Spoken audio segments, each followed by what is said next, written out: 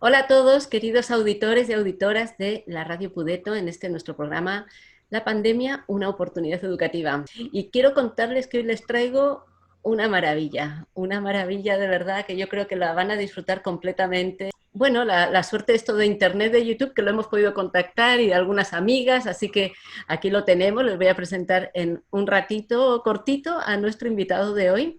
Y para hacer un encuadre así del tema que vamos a hablar, no sé si ustedes saben que hasta este punto ya se diagnostica una nueva enfermedad que se llama déficit de naturaleza.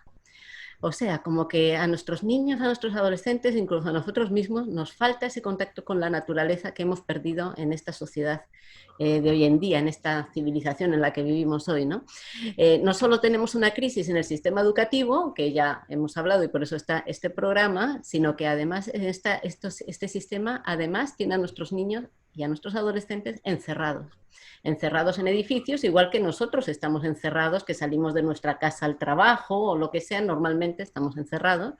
Y igual tenemos a nuestros niños. Y parece que esto tiene consecuencias. Y entonces, por eso, hoy les traemos una propuesta maravillosa que propone sacar el aula a la calle, el aula al campo, el aula a la naturaleza, como que la vida fuera de la escuela es la vida y es donde se aprende, ¿no?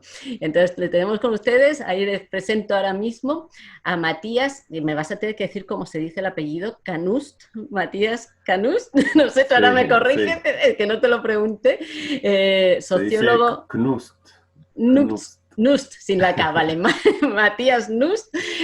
Hola Matías, bienvenido a este programa, este pequeñito programa. Gracias por estar Hola aquí. Carmela, gracias por la invitación. Bueno, Matías es sociólogo de la infancia y estudió increíblemente, ¿dónde estudió? Estudió en Noruega. Bueno, he leído en la Convención de Naciones Unidas del Niño de 1989, dicen, la educación debe considerar la perspectiva de los niños, darles voz, escucharlos y tomarles en serio. Es de 1989 y estamos en el 2020. ¿Qué pasa, Matías? ¿Todavía no los escuchamos? ¿Todavía no les hemos dado voz a los niños? ¿Qué pasa? ¿Cómo los vemos?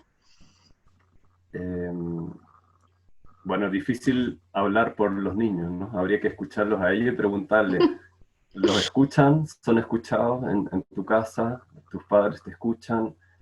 ¿Consideran tu opinión?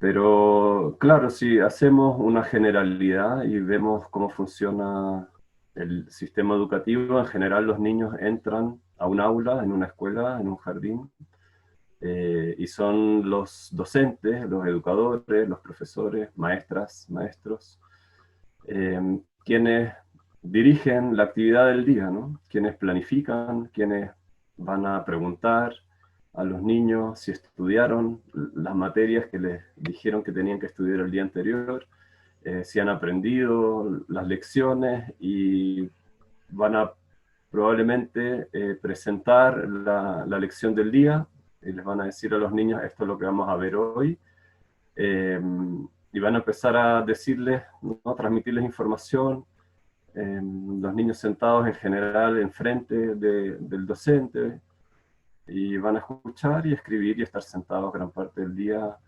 eh, con excepción de la educación física.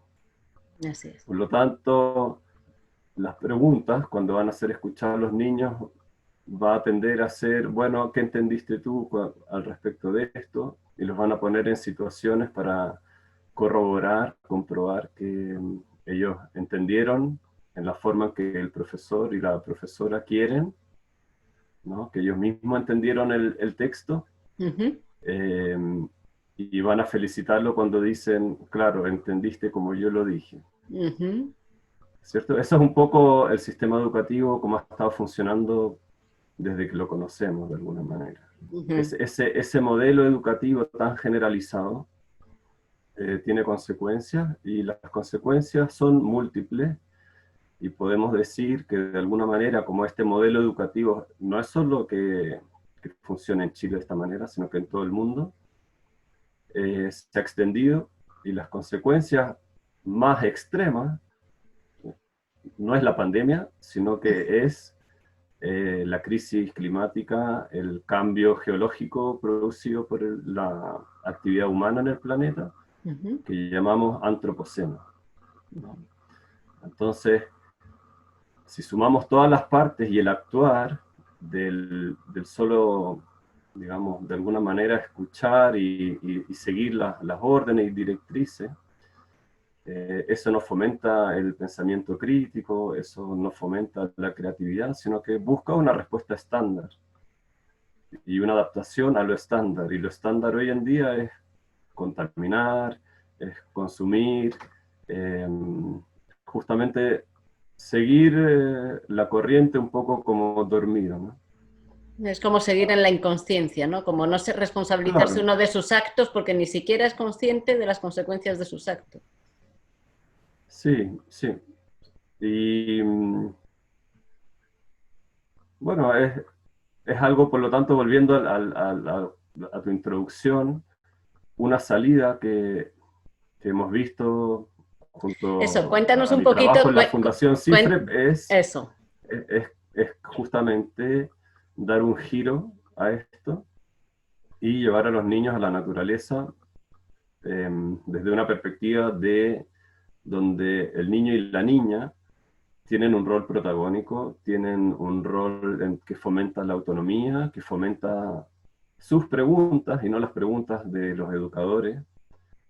Por lo tanto, los educadores se vuelven un poquito más guías, consultores, que apoyan un proceso donde son los mismos niños quienes, a través de su curiosidad innata y natural, eh, quieren descubrir el mundo, explorarlo y quieren tener respuestas sobre cómo tenemos que ir, hacia dónde vamos, qué es lo que está pasando, cómo funciona esto, Claro, porque etc. tenemos el tema este de como que en la escuela tradicional se dirige a los niños, ¿no? Es como que nos llegan, nosotros somos los que sabemos y nos llegan a nuestra vida unos niños vacíos que tenemos que llenar de contenido, que no saben, ¿no? Y entonces, ¿cómo nosotros los dirigimos? Somos los que sabemos y los dirigimos hacia un camino que consideramos que es el bueno, ¿eh?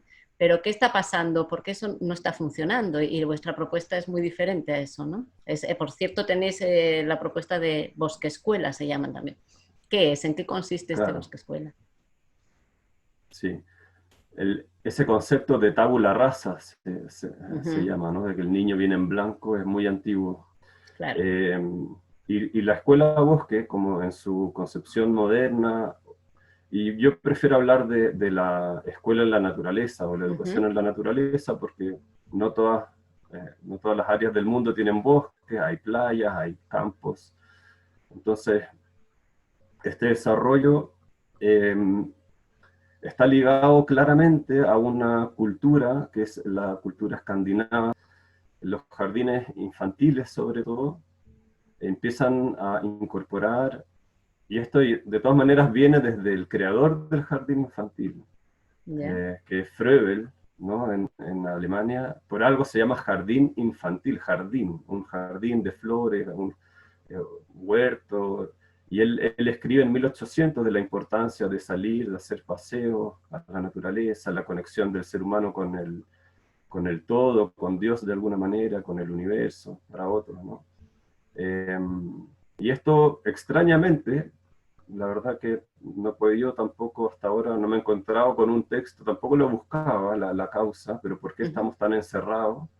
Los niños los tenemos tan encerrados y dejamos de aprovechar el aire libre, siendo que Rousseau hablaba de la importancia de la naturaleza en el Emilio, María Montessori habla de la importancia de la naturaleza, Froebel, el padre del jardín infantil, etcétera. Y los estudios hoy en día dan cuenta de que esto tiene un impacto muy grande en el desarrollo de los Porque ¿qué niños y niñas. impacto tiene? ¿Qué Entonces, pasa en nuestro cuerpo, en nuestro aprendizaje cuando no estamos fuera o cuando empezamos a estar fuera? El impacto de la es naturaleza. que, sí, para dar un ejemplo muy concreto, tenemos que pensar que el techo del aula, que a todo esto aula significa lugar al aire libre, O sea, todo es una así que pura es bien, contradicción, ¿eh? una contradicción enorme, si viene del griego aule, que significa lugar al aire libre. Eh, Cuando pensamos en el aula tradicional de hoy, tenemos el techo y las paredes. Entonces nuestra vista está limitada a la pared, hacia arriba, hacia el techo y el suelo. Y los movimientos en el aula son planos. No hay rocas, no hay que pasar nada, ¿no? Me cuesta, es Entonces, pendiente. la posibilidad de explorar, digamos, es limitadísima. Es la caverna, de alguna manera. Si pensamos en la caverna de Platón Ujú. y cómo todo sucedía arriba y vemos solo las imágenes, ¿cierto? Las figuras que el Las fuego, sombras.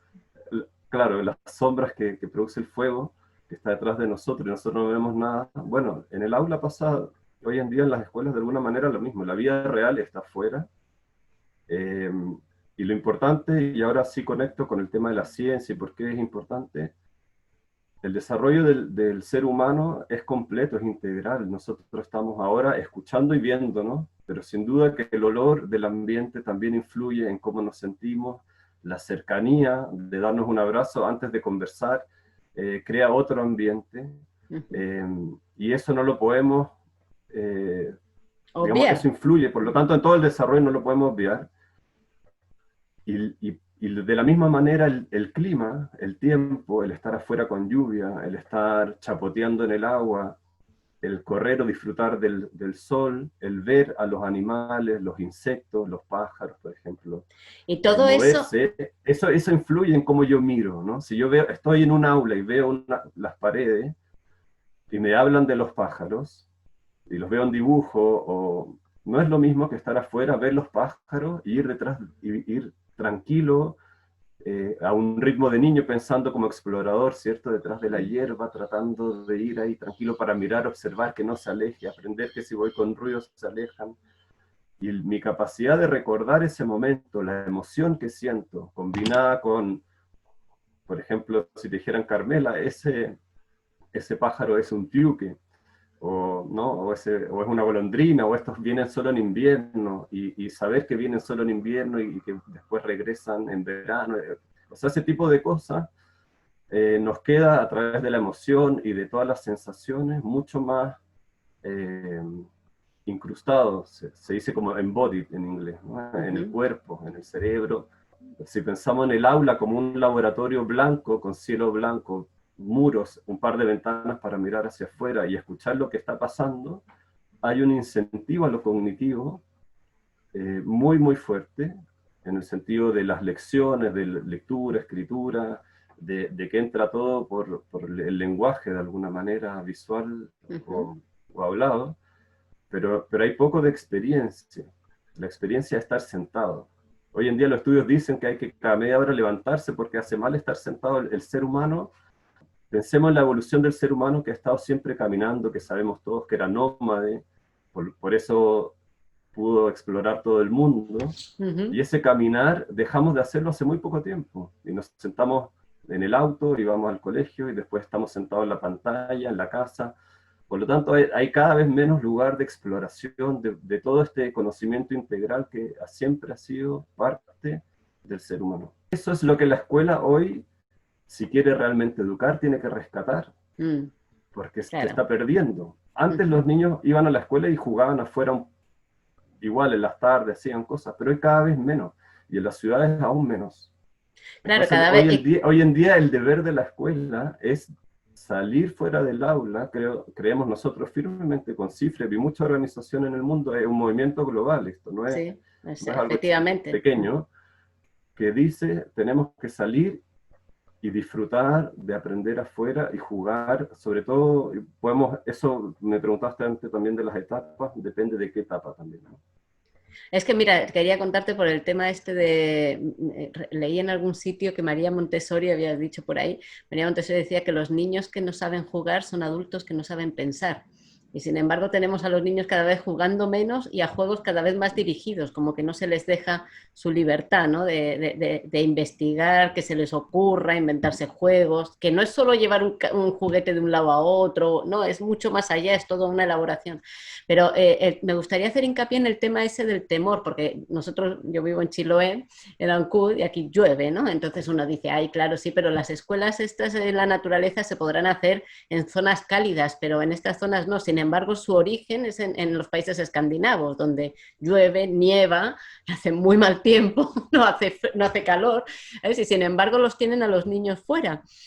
Vi ahora un, Era, entonces el tema este del temor me gustaría unirlo con esto, porque por ejemplo yo en los colegios y escuelas que he estado con mis hijas, Yo siempre he fomentado que salieran al patio en invierno, que de hecho en la escuelita que nosotros tuvimos se salía, el uniforme eran botas de agua e impermeable. Y aquí no había ni día bueno ni día malo, aquí todo se salía al patio, ¿me entiendes? Y sin embargo, cuando lo he propuesto, también hay que entender la sociedad en la que vivimos, en que si el niño se enferma, los padres no pueden ir a trabajar y eso les complica muchísimo la existencia. Pero yo he propuesto siempre que los niños salieran al patio incluso en invierno, pero en invierno cierran los patios para que los niños no salgan porque se enferman y se resfrían. Y resulta que se enferman más si no salen. A la larga, te enferma más no solo física, sino mental y psicológicamente.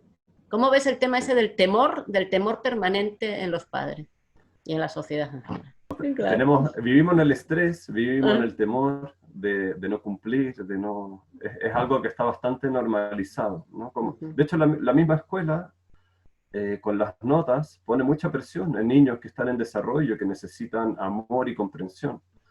Y en vez de eso, le empezamos a poner notas y les empezamos a decir que son malos para matemática porque se sacaron un 3, que son malos para lenguaje cuando se sacaron un 2 o un 5 a veces incluso.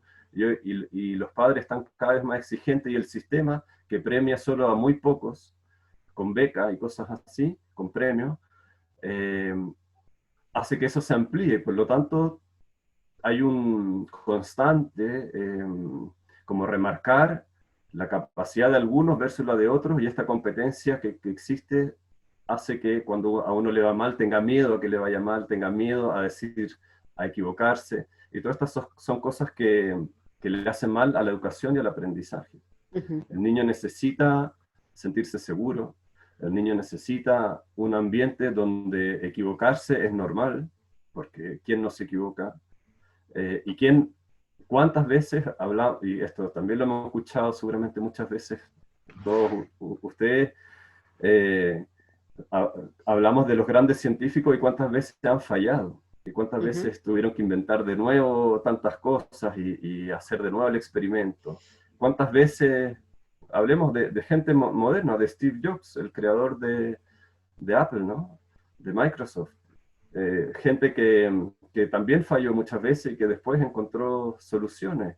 Sin embargo, a los niños, cuando se equivocan, le decimos que te sacaste un 3 y que con eso no pasas de curso y que por lo tanto eres tonto. Y Claro. estamos reforzando eso a través de este sistema eh, que a la larga produce miedo, instaura un miedo constante, aparte de todo el miedo que hay a través de los medios de comunicación, ¿cierto? De asesinatos, las grandes noticias de robo, asaltos constantes, desabastecimiento hoy en día, etcétera, o las pensiones, que no vamos a tener dinero para vivir luego. Entonces, un miedo constante que particularmente en el mundo educativo hace mucho daño. Ujú. Y, y hace daño a este tipo de iniciativa, que tú dices muy bien, es una iniciativa de lo más normal, o sea, el Estado financia los jardines en el bosque o en la naturaleza en Noruega, en Alemania, en Dinamarca, en Suecia, en Finlandia, en España, en Japón. En España han comenzado hace poco. Igual Ujú. lo que a mí me maravilla de estar en Chile y poder contribuir enormemente en este proceso es que podemos pegarnos un salto educativo si es que empezamos a hacer estas cosas mejor. Sí, porque vosotros Eh, proponéis, Matías, porque vosotros proponéis no solo que se hagan, ¿cómo se llama esto? Escuelas en la naturaleza, digamos, sino que además también tenéis una oferta como de ir a los establecimientos tradicionales y ayudarles a incluir la naturaleza como en el día a día, ¿no? Como enseñarles cómo sí, hacerlo. por supuesto. De hecho, como Fundación CIFRE, hemos desarrollado en conjunto con Asilo en el Bosco, Ujú, que son la gente de Italia que comenzó el movimiento de educación en la naturaleza, ujú. un curso online, donde tenemos hoy en día más de 600 personas de Ah, Latinoamérica aprendiendo en un curso sencillo, es una introducción, pero de todas maneras que ayuda a promover esta idea y toda la importancia que tiene, donde hemos decidido partir por este gran tema porque creemos que dándole autonomía a los niños, que ellos quieran aprender, que sepan cómo aprender, que busquen ellos las soluciones, resuelvan los problemas, no tengan miedo de equivocarse, vamos a poder tener una sociedad mucho más sana, mucho más integral, íntegra, ¿no? Mucho más digna, que está de moda la palabra dignidad, mucho más social, solidaria, digamos, y son cosas que uno ve lejano, pero cuando a los niños los llevamos a la naturaleza, aprenden a estar en armonía con los otros. El juego libre que tú mencionaste recién, ¿por qué es tan importante? Porque los niños crean relaciones, los niños están en conversación constante, están en escucha constante, están en liderazgo, están en ponerse de acuerdo, están en discusión sobre qué vamos a hacer y logran acordar y resolver problemas. Y la resolución de problemas de matemática, por ejemplo, tiene su origen en resolver problemas prácticos de si sobre este canal vamos a poner un tronco o no y cómo lo hacemos para pasar. O sea, ese aprendizaje está conectado también. Entonces, el juego libre, de nuevo, es una herramienta que permite el mejoramiento del lenguaje, que permite el mejoramiento de las matemáticas a un sistema, a un nivel de base profundo, ¿no? La metacognición, metacognitivo. Y eso se ha malentendido mucho en Chile y el juego es muy guiado, como tú decías antes. Entonces está siempre, o muchas veces, el docente, la educadora, el educador, promoviendo un juego y hace que el niño pierda la capacidad de tomar iniciativa y decir, oye, pero yo quiero jugar esto, a la larga, ¿no? Porque año tras año, día tras día, niños, vamos a jugar esto, niños, esto es lo que vamos a hacer.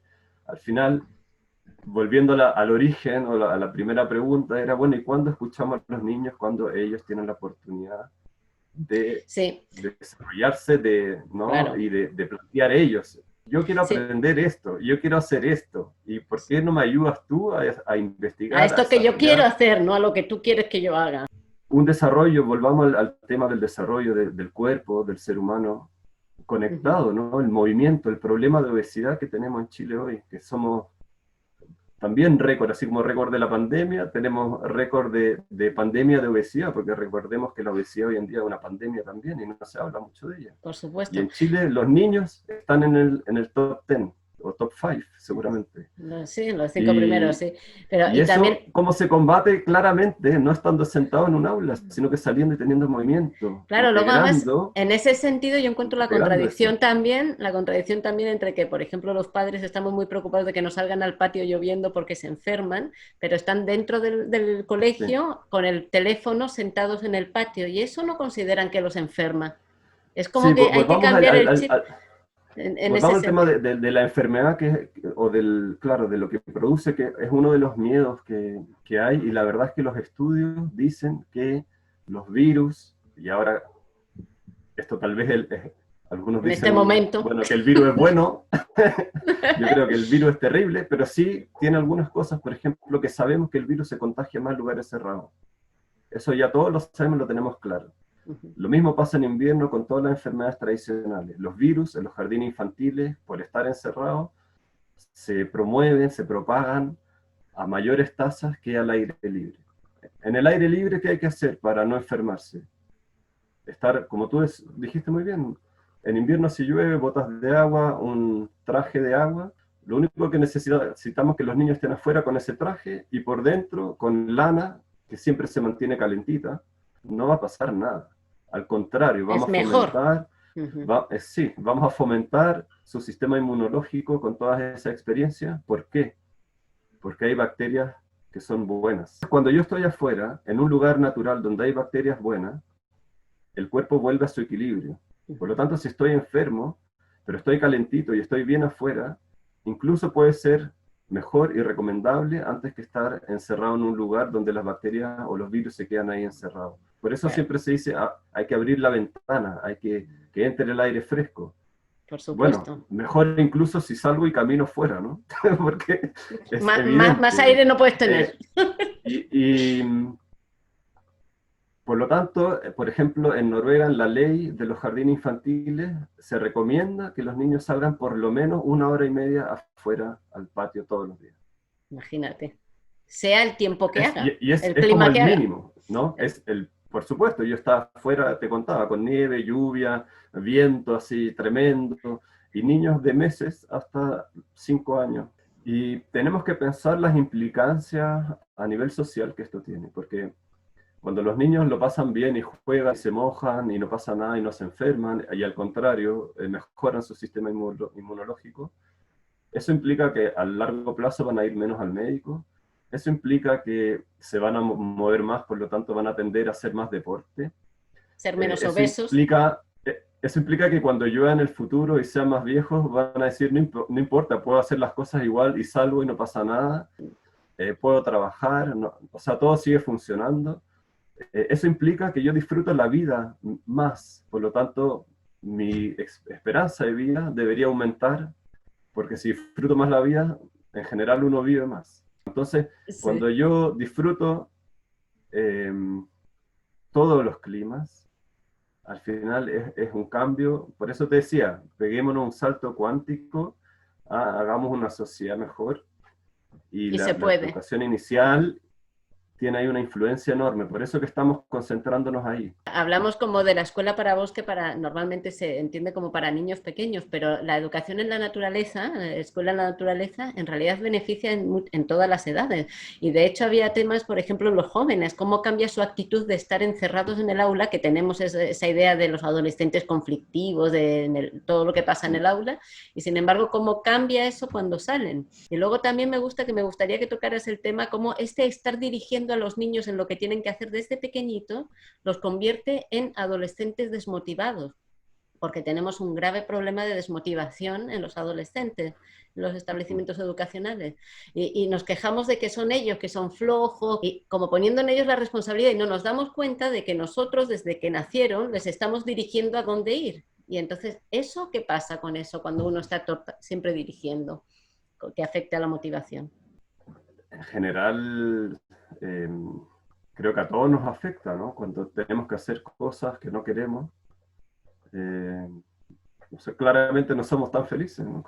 Entonces, tal vez si tuviéramos otra educación, los niños no serían rebeldes y estarían, al contrario, serían, llamémoslo superhéroes, superconstructores, superapoyadores, estarían Me ayudando. encanta lo que estás diciendo, sí. Claro, Uh es -huh. que son cosas muy, muy vitales.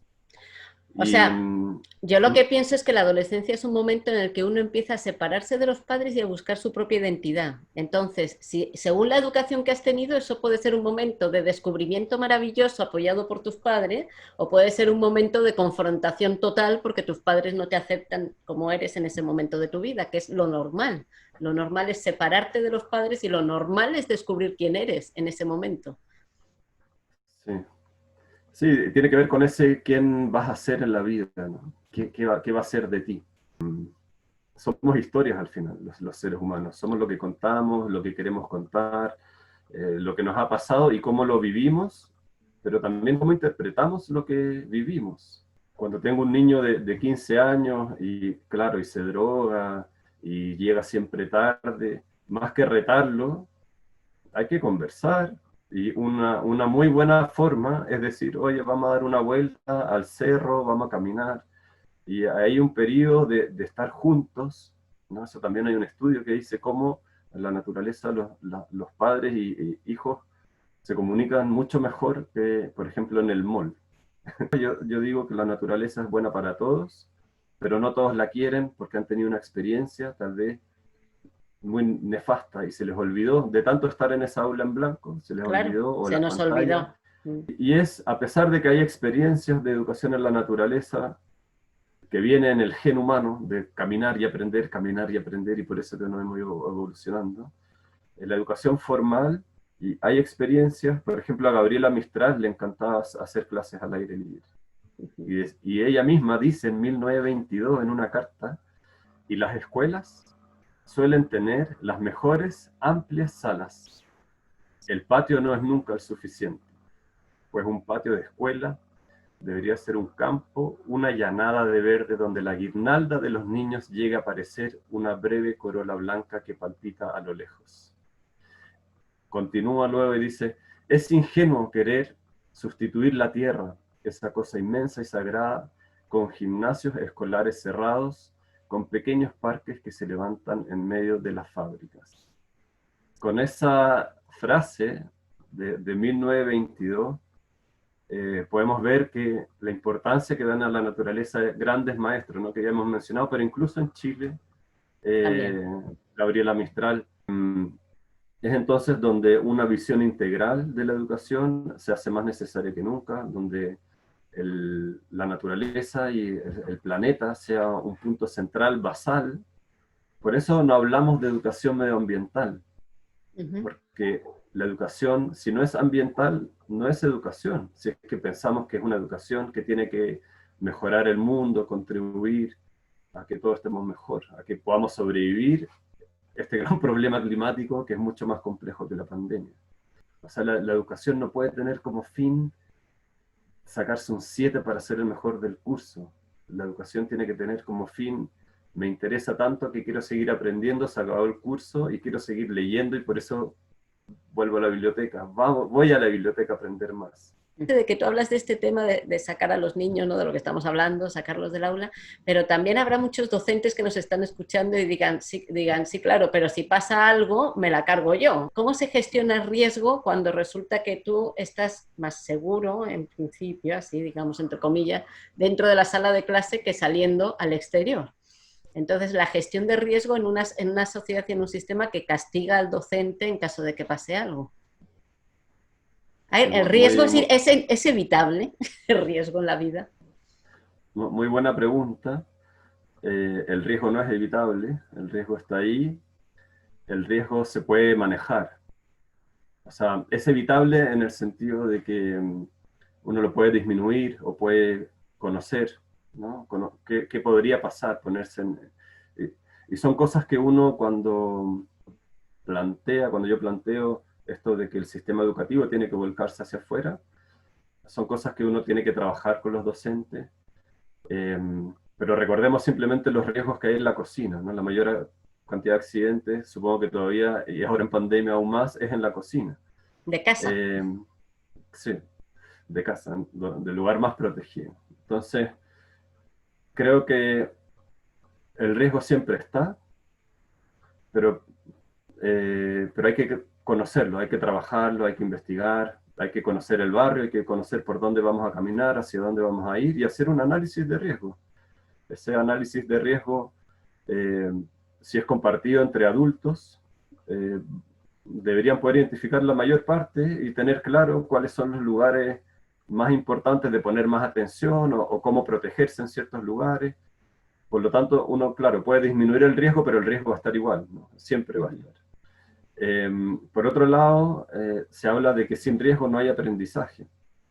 El niño necesita saber que puede pasar algo también para aprender, para saber que las cosas tienen ciertos límites. También tiene mucho que ver con el aprendizaje basado en proyectos, ¿no? Es como que la escuela al aire libre igual, de alguna manera, al ser interdisciplinar, el aprendizaje también tiene que ver con este sistema, ¿no? De aprendizaje un poco. Sí, sí, es algo que también estamos promoviendo.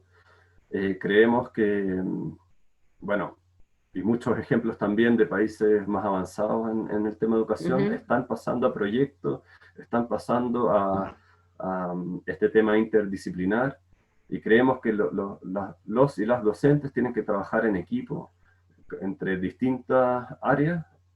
Ellos son expertos, ellas, de cada área, pero pueden trabajar en equipo para que el curso desarrolle ciertos proyectos que además nacen de los niños. Donde Claro. ellos proponen proyectos de investigación y se verá desde la física, matemática y lenguaje, no hay ningún problema. Aprendemos palabras nuevas, o sea, Todo se va realmente unido. todo se puede, y lo podemos hacer una exposición a través del teatro, a través de un video, de un cortometraje, o sea, hay tantas fórmulas. No es solo la biología lo que yo puedo estudiar afuera. Necesitamos que haya ciencias sociales, que haya historia, filosofía, todo, la verdad, ¿no? O sea, matemáticas, no hay límite. Tanto así que Pete Higgins, que es el director de la Escuela de Educación de la Universidad de Edimburgo, y director también de la educación para la sustentabilidad de Naciones Unidas en esa región, y hizo una charla donde a mí me quedó principalmente esta pregunta que hizo. Habiendo tantos estudios científicos que avalan los beneficios de la educación al aire libre, hoy en día la pregunta es, ¿por qué seguimos haciendo clases adentro del aula? Si no empezamos a trabajar al aire libre, va a ser muy difícil hacerle frente al cambio climático.